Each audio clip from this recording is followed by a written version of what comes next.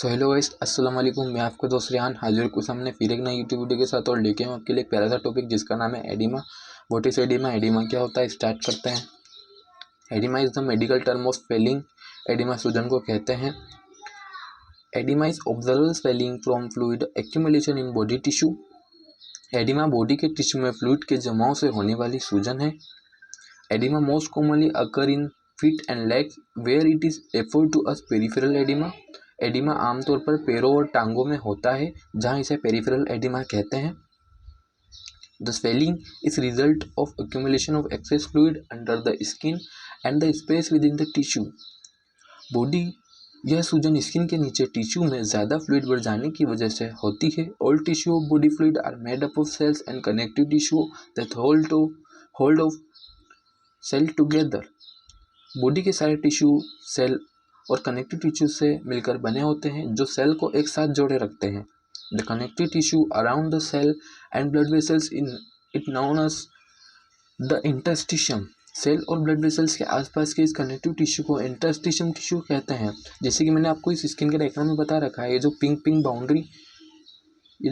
Boundary आपको दिख रही है ना, इसके बीच में जो फ्लूइड जमा है इसे बोलते हैं फ्लूइड स्पेस बोलते हैं, जहाँ पे इंटरस्टिशियम फ्लूइड जमा होता है। और इसके आसपास जो देख रहे हैं ये सेल या टिश्यू से बनी हुई टिश्यू एक बाउंड्री है।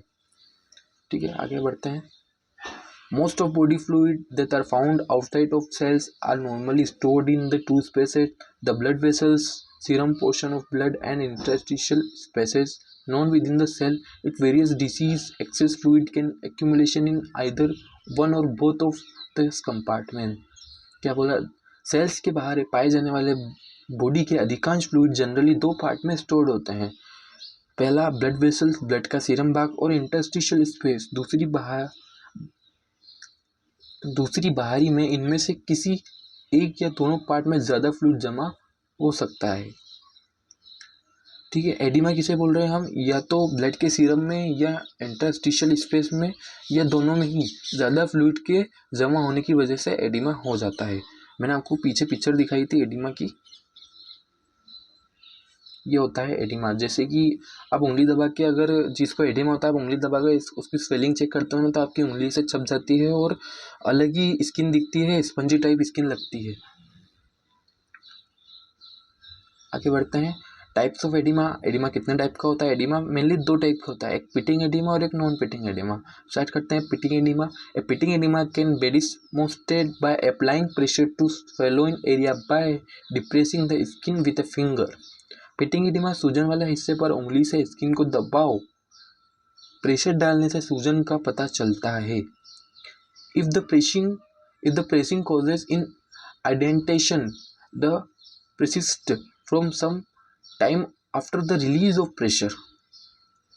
The edema is referred to as pitting edema. Any from pressure, such as from the elastic in shock, can induce pitting with this type of edema. क्या बोलना चाह रहा है ये? अगर प्रेशर के कारण कोई गड्ढा बन जाता है और प्रेशर छोड़ने के बाद भी कुछ समय तक बना रहता है, तो इस सूजन को पिटिंग एडिमा कहते हैं। किसी भी प्रकार का प्रेशर, जैसे मोजों की इलास्टिक के प्रेशर, इस प्रकार की सूजन के साथ गड्ढा पैदा कर सकता है। आगे बढ़ते हैं। Non pitting oedema.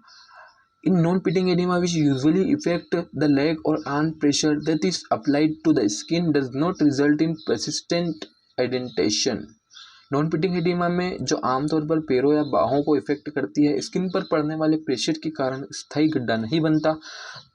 एक बात कॉमन ध्यान रखना आप, कि जो पिटिंग एडिमा है उसमें आप उंगली से प्रेशर डालेंगे तो गड्ढा बनेगा, और नॉन पिटिंग एडिमा में गड्ढा नहीं बनता है। Non pitting oedema can occur in certain disorders of lymphatic system such as lymphoedema, which is disturbance of lymphatic circulation that may occur after a mastectomy, lymph node surgery and congenitally. Non pitting edema lymphatic system के कुछ disorders में होता है, जैसे कि lymphoedema, जो lymphatic circulation में गड़बड़ी हो, मिस्टेक्टोमी, लिम्फ नोड सर्जरी, या जन्मजात कंजेनाइटिकली कारणों से हो सकती है। आगे बढ़ते। Another cause of non pitting oedema of legs is called pretibial myxedema, which is a swelling over the shin that occur in some patient with hyperthyroidism, non pitting oedema of legs in difficult to treat. Main point है, ध्यान रखने वाली बात है, पैरों में non pitting oedema का एक अन्य कारण पीटीबियल मिक्सटीमिया है, जो पिंडली शिन पर होने वाली सूजन और हाइपोथायरॉयडिज्म के कुछ पेशेंट में होती है। ठीक है, पैरों में नॉन पिटिंग एडिमा का इलाज मुश्किल होता है। Diuretic medication are generally not effective although elevation of legs periodically during the day. Compressive device में रिड्यूस द स्वेलिंग। ड्यूरेटिक दवाएं आमतौर पर इफेक्टिव नहीं होती, हालांकि दिन में समय समय पर पैरों को उठाने और कंप्रेसिव डिवाइस से सूजन कम हो सकती है।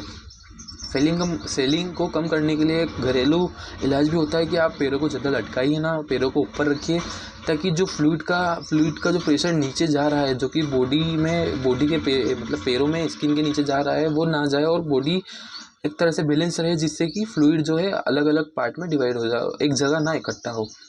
और एक कंप्रेसिव डिवाइस का यूज़ कर सकते हैं सूजन कम करने के लिए। जो ड्यूरेटिक दवाएं हैं, यानी जो मूत्रवर्धक, हिंदी में बोलते हैं मूत्रवर्धक दवाएं हैं, वो इसमें ज़्यादा इफेक्टिव नहीं होती, क्योंकि यह किसी कंपार्टमेंट से नहीं आ रहा। जैसे कि मैंने आपको बताया था कि बॉडी फ्लूइड दो पार्ट में डिवाइड होता है, एक तो ब्लड वेसल्स में और दूसरा होता है इंटरस्टिशियल स्पेस में। तो ये दोनों ही जगह से नहीं आ रहा है, ये किसी लिम्फेटिक सिस्टम के डिसऑर्डर्स की वजह से हो रहा है, इसलिए इसमें ड्यूरेटिक जो ड्रग है वो ज़्यादा इफेक्टिव नहीं होती। आगे बढ़ते हैं। ये कुछ इंपॉर्टेंट रिलेटेड क्वेश्चन है जो कि मैंने आपके लिए बनाए हैं। ये वह क्वेश्चन है जो कि हर बड़े एग्जाम में पूछे जाते हैं। पहला है व्हाट इज़ प्रीडिबियल मिक्सडीमिया। ये मोस्ट इंपॉर्टेंट क्वेश्चन है, आप इसे ज़रूर अच्छे से तैयार करना। Explain type of oedema in detail. वैसे मैंने अभी डिटेल में दिया है, लेकिन और ज़्यादा आपको डिटेल में मिले तो वो भी आप याद रखना। व्हाट इज़ मिस्टेक्टोमी, ये भी इंपॉर्टेंट क्वेश्चन है। What is lymphoedema and diagnosis evolution of oedema. इस पांचवें क्वेश्चन को मैं अभी सेकेंड पार्ट में एक्सप्लेन करने वाला हूँ, तो आप देखना पार्ट सेकेंड भी, और इन क्वेश्चन को अच्छे से रेडी कर लेना, क्योंकि बड़े बड़े एग्जाम्स में अगर आपको बड़े एग्जाम्स निकालने हैं तो आपको यही छोटे छोटे जो आपको बहुत छोटे लगते हैं ना कि यार इनको क्या ही पढ़ना, यही क्वेश्चन आपको आगे जाके वहाँ एग्जाम में दिखते हैं और फिर आप लिख नहीं पाते हैं। तो आप स्टार्टिंग से ही ये छोटे छोटे क्वेश्चन, छोटे छोटे टॉपिक को अच्छे से अपने माइंड में स्टोर करते चले, तो आपको आगे एग्जाम में दिक्कत नहीं आएगी। ठीक है, मिलते हैं ऐसी किसी नई वीडियो के साथ, और तब तक के लिए टाटा बाय बाय।